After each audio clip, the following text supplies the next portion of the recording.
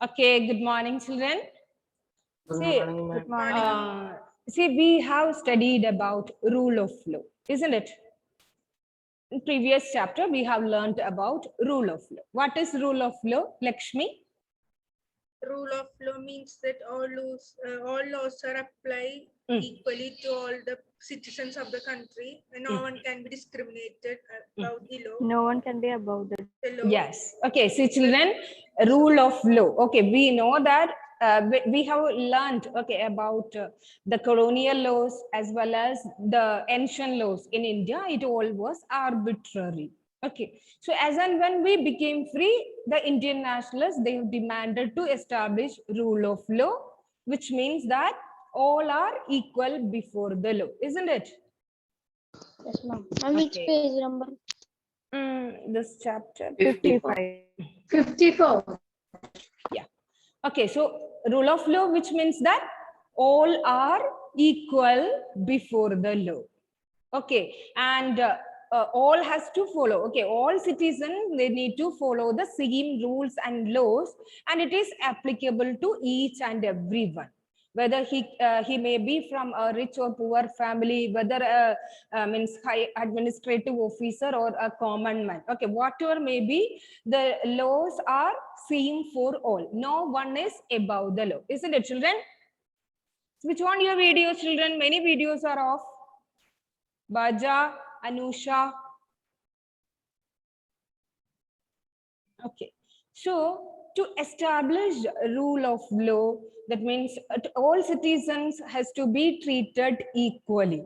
So we know that under the Britishers, okay, when we were under the Britishers, we do not have any freedom. Even they curbed the freedom of speech and expression. We do not have any voice to speak or protest against the Britishers.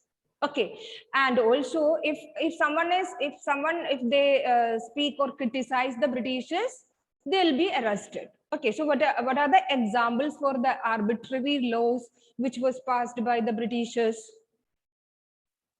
Sedition Act. Sedition Act and Rowlatt Act. Rowlatt Act. Okay, Sedition Act and Rowlatt Act was passed by the Britishers.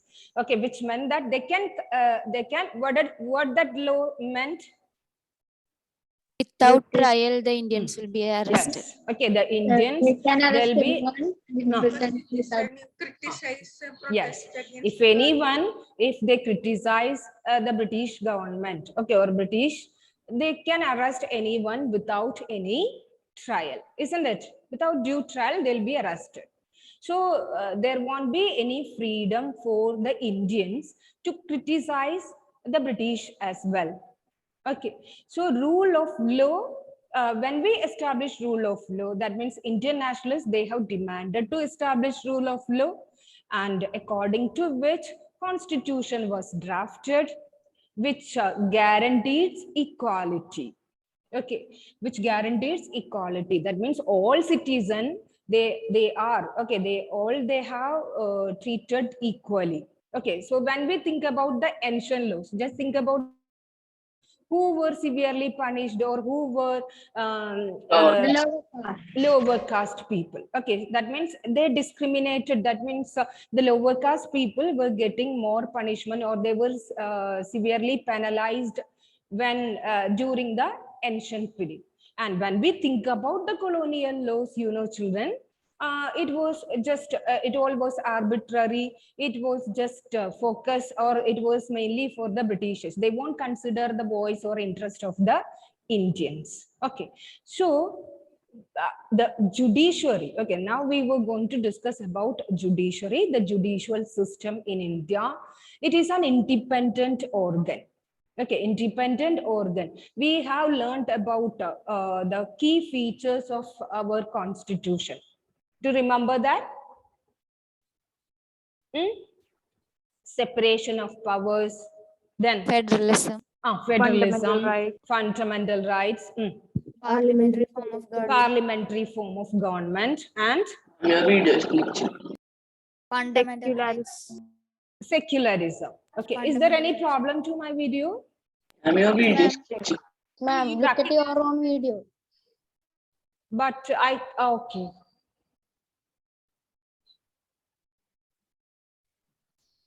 1 minute.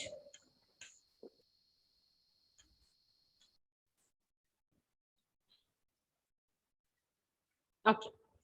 Okay, children. So which are the 3 different organs of the government? Judiciary, Mm. executive, Mm. and Judiciary. Legislature, executive, and the judiciary, Judiciary. isn't it? So legislature, it is the elected representatives who were making laws for the country, isn't it? We are electing our representative. We are electing our representatives, and they are the people who were making the laws for the country, for the entire country. And who were executive, Rajita? Ma'am, who looks when they are following the laws. Executive. Yes, Gauri. The people who execute the law. Yes. Okay. The laws. Yes. There are a group of officers like prime minister, ministers. Okay. All these people, they were known as executive. That means that those who are executing these laws. Okay. Implementing these laws among the public. And which is the third organ? Judiciary. Judiciary. Okay, so you have already learned about judiciary. Okay, what is the role of judiciary? So legislature is the elected representatives who is making laws for the country, and executive are a group of people who were executing all these laws. So what is the role of judiciary there? Court. To check the laws. Yes. Okay. Yes, Gabri. See, children, judiciary act as a check on these laws. Okay. So it should be independent, right? Why judiciary is needed to be independent? Can you guess? Because Independent in the means of That means that they have the power, even that means they were checking the legislature and even the executive. They were checking the other organs of the government. And because there is a misuse of the chance power. for other powers to misuse it. yes, okay. See, children, there is the chance. The judiciary avoids the chance that the other organs of the government, whether they were misusing their power, or the laws which were implemented by these 2 organs, whether it is proper to the people, whether it is acceptable to the people.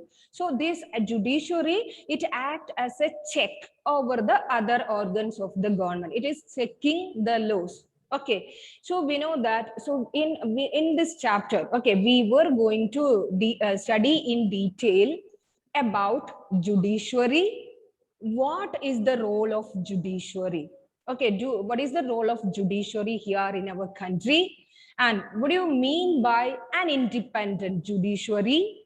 And what is the structure of the courts in India? And what are the different branches of the legal system?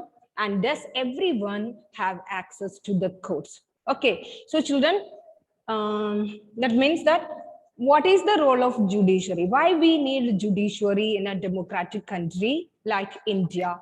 Or what do you mean by an independent judiciary? I have told you it is an independent organ. Okay, so what is an independent judiciary means? And the structure of courts. Okay, we have different structure of courts in our country to determine whether or to decide the issues and the branches of the legal system. So do we all have access as a citizen of a democratic country? Do we all have access to the court? Okay, so this all we will discuss in this chapter. And so first, why we need a judiciary? See, children, to enforce the rule of law. We have just discussed about rule of law. That means that all rules are equally applicable to each and every citizen, isn't it? That means if a president, okay, if a president or a prime minister, they do have power with them. Okay, but that does not mean that he can do anything here in India, isn't it? Yes. Okay, so to enforce this rule of law, that means that all people or all citizens, they are not above the law. Okay, they are all, they have to, okay, even the prime minister, president, the minister, and a common man, okay, or the ordinary people, they all has to follow the same rules and laws. Okay, so to enforce this rule of law, we have a judicial system that consists of the courts. Supreme Court, High Court, okay, and subordinate courts are here that a citizen can approach when a law is violated. So there are a set of rules and regulations are there. Our constitution, it has a set of rules and regulations that we all citizens need to follow these rules and laws. Isn't it, children? So if somebody is violated this law, okay, where we can approach? The court. Courts. Court. Okay, so if there is a violation of any particular law, there we call judiciary. Okay, there we got assistance, or there we got assistance from the judicial system. Okay, like from the courts. So Ma'am, to Ma'am, where is this point in the textbook? okay, just first you listen to. See, children, that means that rule of law, that all citizens are equal before the law. Okay, all citizens are, they all are not, including the president, even a common man, they all need to follow the same rules and laws. Okay, so to enforce this rule of law, to treat every citizen as equal. Okay, and if there is any violation of any particular law, or any law, if it is being violated, there we got assisted, or there we got help from the judicial system in India. Okay, so it is an important organ and it plays a crucial role in ruling a democratic country like India. Okay, and also we discussed about many of the laws, right? Domestic Violence Act, Dowry Act, then Hindu Succession Act. This all we just came across when we studied the previous chapter. So to enforce all these laws among the public, or if it has seen that if there is any violation of these all laws, we can approach to the court. Isn't it, children? Hello? Yes, ma'am. Okay, Yes, so the ma'am. judicial system, it consists of courts that a citizen can approach whenever a law is violated. Okay, so it is an important organ of the government and it is an independent organ, plays a crucial role in the functioning of the India's democracy. So Indian democracy, we know that it has three different organs: legislature, they were making laws for the country, and executive, they were executing this law, and judiciary act as a check. Okay, it is checking the laws, and if there is any violation of the law, the people, okay, the citizen, they can approach the court. Okay, so it can play this role only when it is independent, means that its powers are not limited. That means that it has control over the legislature and the executive. Its decisions, the decisions of our judicial system or court, it is independent. Okay. Now we will discuss what is the role of judiciary. Okay. So children, it has mainly it has divided that. Okay, there are three main role of judiciary. First one, dispute resolution. See, children, if you and your brother or your sister, okay, if you are having a quarrel, who will come to solve all this in your family? Parents. Mother. Parents are. Parents. Okay, yes. Okay. See, children, but dispute, that means resolving the dispute, right? There are some problems if any conflict or any dispute, if it's happened between two kids. Okay, the parents, if it is there in the school, the teacher or someone will come to resolve it, right? Okay, so the first and important role of our judiciary, that is dispute resolution. Resolving the dispute.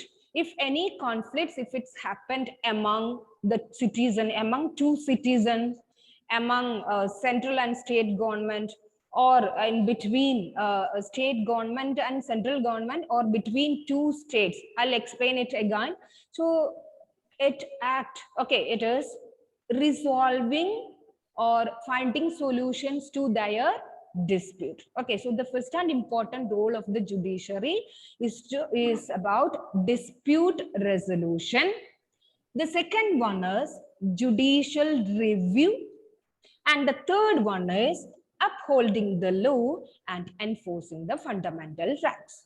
Okay, so dispute resolution, judicial review, and upholding the law and enforcing the fundamental rights. These are the three important roles of judiciary. Amna, can you repeat?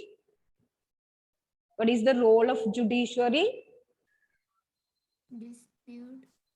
Dispute resolution, then Judiciary review, judicial review, judicial review, and upholding the law and enforcing the fundamental right. Okay, so children, we will learn in detail about what do you mean by dispute resolution. Okay, I have told you, children, if you people, that means in your family, if your brother of you and if you are having a quarrel or a dispute, your parents are there to resolve all this, right? So here the judicial system provides a mechanism for resolving the dispute between the citizen. If there is a problem with two citizens, it would be resolved or it would be solved, okay, in judiciary. That means we can approach the court.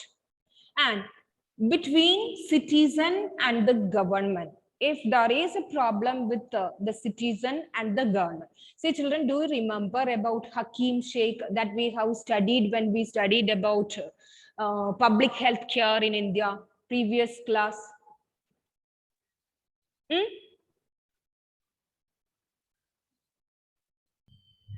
Do you remember what happened to him? He fell from train. Yes, he met with an accident and he just fell from a running train and he was severely injured, isn't it? And Yes. and he approached many of the government hospitals. Then approach the court. Okay, but no one was ready to. No one was ready to admit him. They said many excuses, and at last he was admitted in a private hospital, and he got sufficient treatment, right? But after when he recovered, you know, children, he filed a case against the state, against the government, isn't it? Do you remember that? Yes, ma'am. Okay, so if any problem with any citizen with the government, with the state government, with the central government, okay, so here is the court to resolve all this. Okay, and between two state government, can you tell me an example for that? Between any Kerala and Tamil Nadu. Yes. Okay, Kerala and Tamil Nadu, there is problem with the Mullaperiyar Dam, isn't it? So who has the power to intervene in this issue, or who has given the power to? judiciary. Judiciary. That means Supreme Court has intervened in that issue. Okay, so you know, children, there was water that Mullaperiyar Dam. It is situated in Kerala, but it is used. But mainly the water from this dam, it is used by Tamil Nadu. Okay, so there was some limit to the water which is to be there in the dam. but there was many issues which was happened between these two state governments, and Kerala government, they have filed a case in Supreme Court to fix the water level because it is dangerous to the people, right, of Kerala. Yes. Yeah, because Tamil of Nadu some, government is not allowing to renew yes, it. yes. Okay, Kerala government, they were demanding to construct another dam. Okay, but children, but this dam, it is important for Tamil Nadu people because it is providing water for many of the, Water for farmlands. yes. Okay, so they were not ready. They used this water for irrigation and for their other purposes. So they were not ready even for that. Okay, so if there is any problem between two states, okay, two state government here, Tamil Nadu and Kerala. Then also there Andhra Pradesh, there Andhra Pradesh and Karnataka, there are also one problem with Krishna River. Okay, sharing of water between these two states. There also one problem arises, so they can approach the judiciary. Okay, court is there to resolve the dispute between two state government, and if there is any problem with the central and the state government. Okay, that means our union government is there in Delhi, our central government is there in Delhi, and our state government is here in Kerala. So if there is any dispute between these two governments, between the central and the state government, okay, so these all, okay, as providing a mechanism to resolve the dispute, okay, to resolve the dispute between the citizens. If there is any problem with among two citizens, between citizen and the government, between two state governments, and between the central and the state government. Okay, so this all being resolved or finding a solution through the judicial system in our country. Okay, so the first point, that is dispute resolution. Dispute resolution means that the judicial system, it provides a mechanism to resolve the dispute. Okay, to resolve the dispute between the citizens. Between the citizen means that if there is any problem or conflict between two people, okay, between two citizens, and between citizen and the government. If there is any problem with a group of citizens or a citizen with the government, he can approach to the court. Then if there is any problem like Mullaperiyar Dam or Krishna River between Andhra Pradesh and Karnataka, that if there is any problem like between two states in any case, okay, like sharing of water or any dam, something like that, so they can also approach to the court. And between the central and the state government. Okay, so underline the textbook sentence, children. The judicial system provides a mechanism for resolving the dispute between citizen and the government, between two state government, and between the central and the state government. Parvati, can you explain this point? Dispute ma'am. resolution. The judiciary has right to resolve disputes between citizens and between two government, Yes. or between citizens and government. Okay. Okay. That means if there is any problem with with two citizens. Okay, just think if Shane and Tanmay is fighting. Okay. Simply. And so that time, who can there to help? If you were fighting here, we will be there to solve this conflict, isn't it? So what are we? We fight in the road. If you fight in the road, the people there in the road, they will handle that case. Okay. And then in an abandoned house. Abandoned house. What if we fight there? No one is there, right? No one is die. there. So something will happen to So we will both die you. today. Yes. Here, camera again having problems. Mosquito. It can be on. Sorry. Camera have some problem. Okay, so if there is any conflict between two citizens, it will be resolved through the court. And if there is a problem with a citizen and the government, okay, there also court is there to resolve between two state government, that also, and between the central and the state government. Shane, summarize this point. What is dispute resolution? Ma'am, Dispute resolution, what does it mean? ma'am, the judicial system provides a mechanism and also has a power to strike down a particular law passed by the parliament if it believes that it has a violation. No, I have not said you to read the entire sentences in the textbook. I just asked you to tell me about what does dispute resolution means. Dispute resolution breaks down any violation of the structure between two state governments. Between two state government, then only between the two state government? No, ma'am, and the sender also, sender and the state government. Center and state government, then? Really, are you sleeping? No, ma'am. Then tell me. Yes, ma'am. Sleeping? No, ma'am. You said the truth. See, children, I cannot trust you at all. Yesterday,